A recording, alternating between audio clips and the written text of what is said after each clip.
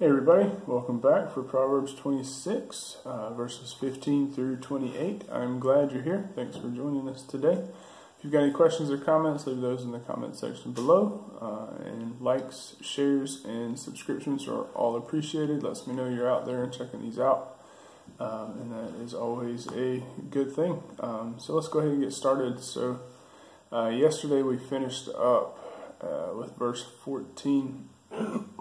And what I don't think I realized at the time is that we were kind of in the middle of a section talking about lazy people. So we're going to pick right up where we left off there, and then we'll go into quarrelsome or, querulous people, quarrelsome. I think quarrelsome is the word.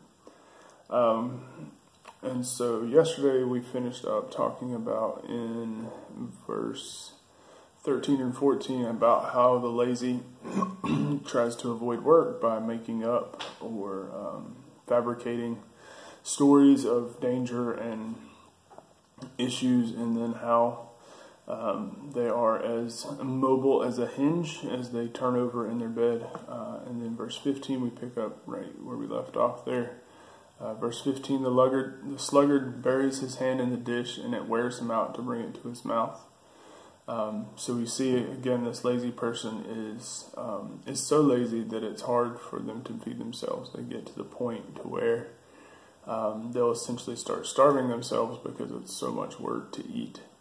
And so it's just a new extreme of laziness, and kind of the progression as you head down a lazy road. This is something I guess you get to look forward to. And then verse 16, the sluggard is wiser in his own eyes than 7 men who can answer sensibly. So someone who's lazy is not going to realize, I don't think necessarily that they're lazy. They may even think themselves wise, and this points out that they consider themselves more wise than 7 men who can answer sensibly.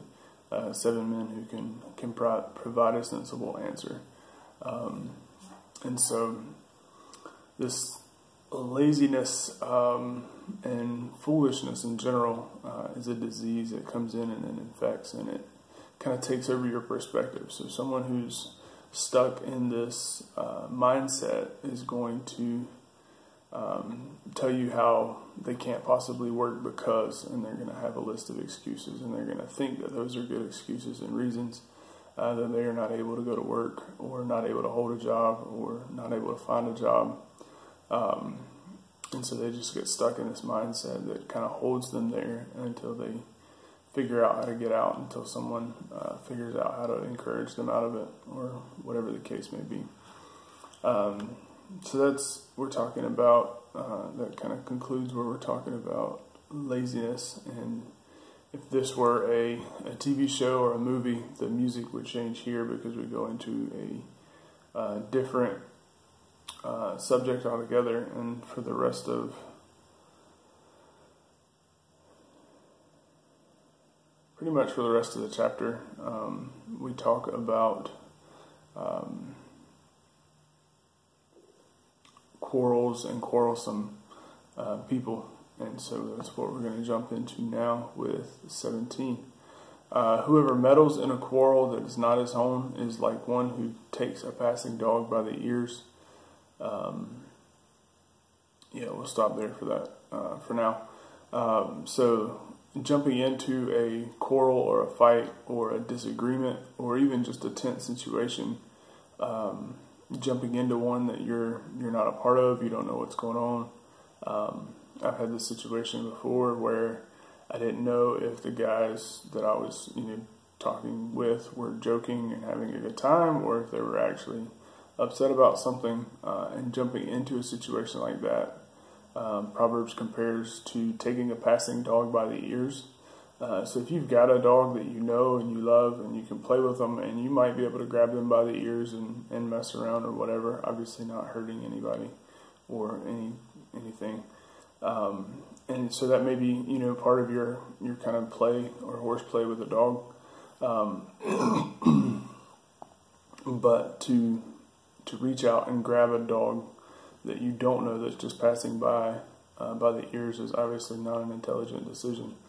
So jumping into or piling on to a quarrel that's not yours is dangerous, and it's not something that should be taken lightly. And speaking of danger, we're going to continue talking about that in verse 18. Like a madman who throws firebrands, arrows, and death is the man who deceives his neighbor and says, I am only joking. So 18 and 19 there. So again, we see it's dangerous to, and it's right here in the midst of this conversation about quarreling. So it would be assumed that we're talking about the same thing. But to deceive your neighbor, to fool your neighbor, to get one over on your neighbor, and then if you get caught, just saying, "Oh no, I was just joking. I wasn't trying to tell you the truth or whatever." It's dangerous because you're basically being caught in this lie, and you're kind of planning your way out, your option to continue to deceive, and so we need to be careful. And I think there is a place for joking around and kidding, but I think if the true intent is to deceive, then saying that you're only joking does not cover for that, and does not right that wrong. Because it's all about the intent and what your intent was. So continuing in verse 20, for lack of wood the fire goes out, where there is no whisper quarreling ceases. So I'm just trying to decide whether to put 21 with it or not. They're pretty similar. Verse 21 is charcoal to hot embers and wood to fire, so is a quarrelsome man for a kindling strife. So both of these basically say that if a quarrel is going on, and verse 20 points out there's no whisperer, there's no instigator, there's no one kind of pushing it forward. It'll just go away. It's not. That is what kindles and keeps a quarrel going, is having some type of instigator that's continuing to push and bring out things and point out things. Verse 21 is basically the same thing, is that if there's no quarrelsome man to kindle the strife, to stoke up the fire, it'll just go out, it'll go away. So we need to be careful not to be that person. Obviously we want to avoid quarreling as much as possible, but we especially want to avoid being the instigator, being the one that's kindling it, the one that's continuing it by whispering behind people's backs or whatever. We need to be careful not to be that person, and we need to avoid those people in general, because it's damaging to relationship. It's damaging to people and who they are, and you become the people you hang out with. So if you're hanging out with a person that you don't want to become, you should probably rethink that. Verse 22 continues talking about this whisperer. It says, the words of a whisperer are like delicious morsels that go down into the innermost parts of the body. So we talked about this previously in a very similar language almost, but those secretive words, those in this case instigating words, don't just come in one ear and go out the other. They go down deep, and so there's a couple of takeaways here. The first one is not to associate with those people, because we know, and this isn't stated or even implicated in Proverbs here, but we know that if they're whispering to you about someone else, then they're whispering to someone else about you. That's just how people that do this are. That's how people set up a pattern for themselves. And if If they're speaking ill of someone else to you, they're speaking ill of you to someone else, and that's just how it goes. But these words that are whispered are dangerous to you. It's not, a lot of times we're like, oh well, I don't do that, but I'll stop and listen, or I don't participate, but I at least want to hear what's going on. And these dangerous words, when we've talked about the power of a tongue and the damage that it can do, this is one of those times where it can do an excessive amount of damage because of the nature of these words. They're gonna lodge deeper within you, and they're gonna have more of a damaging effect within you, even if you don't continue the secret or the lie or the instigation. Verse 23. Like the glaze covering an earthen vessel, are fervent lips with an evil heart. Whoever hates disguises himself with his lips and harbors deceit in his heart.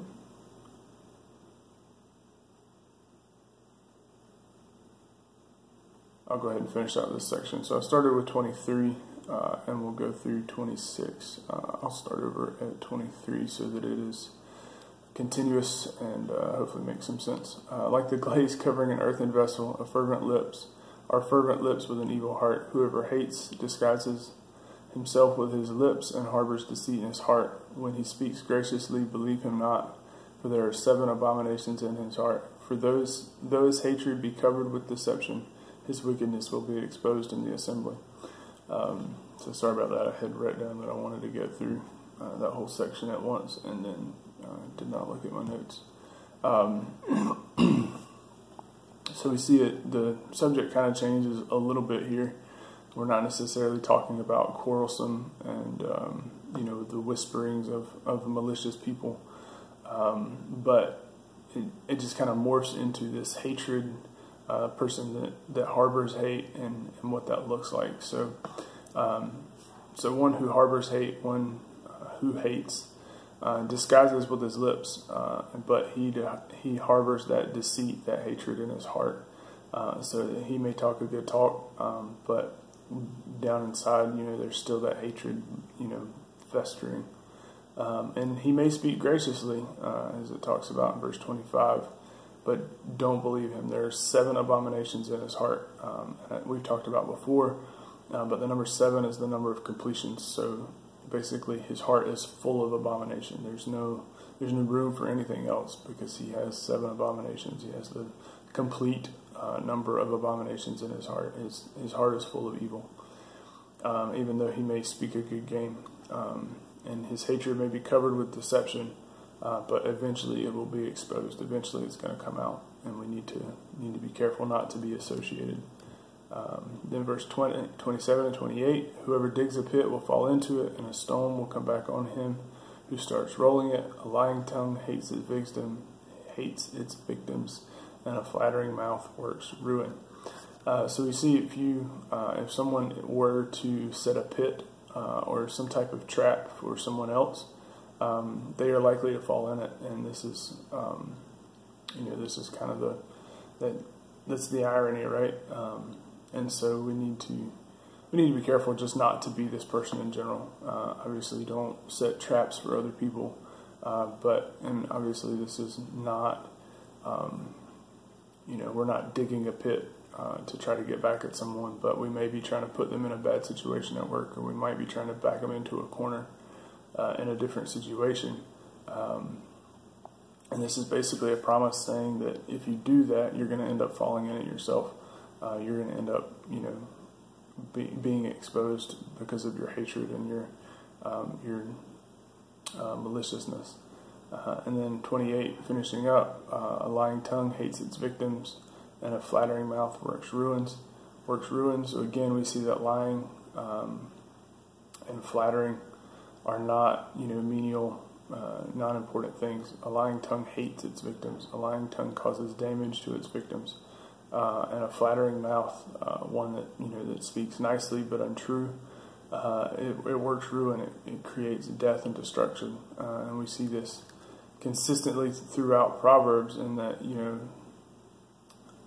evil causes death and destruction, and it does this in different ways. It does it in our relationships. It does it in our work life, in our home life, and in every part of who we are and what we're doing. And so we need to be careful not to participate in quarreling, not to be one that instigates and causes those issues. And then going back to the beginning of our section today, we need to avoid laziness. And I think laziness can be a slippery slope. So, like we talked about before, just a little bit of sleep, a little bit of slumber, a little bit of folding of the hands can lead you down a path of laziness. So we need to be careful in both of those areas. So that will wrap up for today. We will pick up with chapter 27 on Monday. Hope you'll come back for that. And just a forewarning, next week will probably be a short week for me. I got some life changes going on. So we'll talk about that more next week. Have a good one.